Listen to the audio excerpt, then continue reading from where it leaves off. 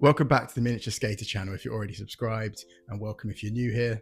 In this video, I just wanted to kind of give a bit of food for thought, right, about fingerboarding and how many setups you actually need. Now, I have a really controversial opinion and I'm going to break my own rule here, but I want to start off by saying you only really need one setup. It's super fun. The reason why I've broke that rule just straight away, I mean, as you can see in front of me, there's over 10 setups here.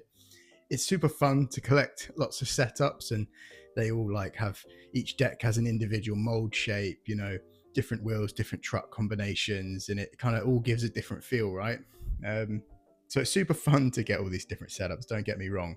But if you're purely in this hobby for progression, honestly, you're probably best just picking one setup and just using that and only that, because then you'll get used to like the little nuances that come with that setup, right? Like, you know, I find like some setups might be a little bit easier, say, to do a kickflip on than others, whereas other ones are tray flips a bit easier, things like that. But you'll start to notice these little nuances with your setup, and you'll progress way further if you just stick to the same setup. So, you know, there's kind of two ideas that kind of have a bit conflicting, right? Having one setup and just stick with that for like months at a time, potentially over a year, you're going to progress more. You're going to miss out on trying out lots of different brands and lots of different shapes of decks and wheel sizes and wheel brands and truck brands and different types of bushing, stuff like that. But you're going to progress loads.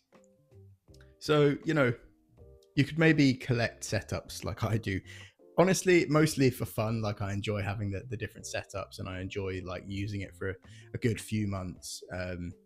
And then I kind of swap between my setups. I probably have like at the moment 3 main setups that I use. I use this Black River deck. I also use this December deck a lot. And then I also have been using this flat face deck. So at the moment, I kind of cycle between these 3 main setups. But it chops and changes, right? Like, there's been times where this Black River deck I've been using a lot. Also this 29mm Cowply deck. You know, there's setups here that I do kind of chop and change what I'm kind of enjoying riding, enjoying doing tricks on. But yeah, I think honestly though, if you were to like take these away and just pick one and you're looking for progression, maybe try it. Like, if you're someone like me and you have a lot of fingerboard setups, maybe just try picking one for a couple of weeks and just trying to learn a few new tricks. And what you'll probably find is you'll learn those tricks quicker because you'll just get used to that one setup and how it feels. Like, you know, if you've been fingerboarding for a while, I've been fingerboarding now for about a year and a half, maybe a bit longer. And I definitely like can notice like each setup has its own unique feel. And I think once you get used to that, that's when you can really start to progress and try new tricks and learn them a lot easier than if you were kind of trying to learn a new trick whilst also getting used to a new board, if that makes sense. But yeah, I hope you find this topic kind of interesting. Honestly, this is just like a bit of a fingerboard waffle video that I'm making. I'm just kind of waffling here, but just kind of, yeah, some food for thought. And let me know in the comments, like, do you have loads of setups? Are you someone who just has one setup and you stick with that for like years on end? If you do, like, I think that's really awesome. It's something I wish I could do, but I just see all these different brands and different sizes of decks and wheels and trucks, and I just want to try it all.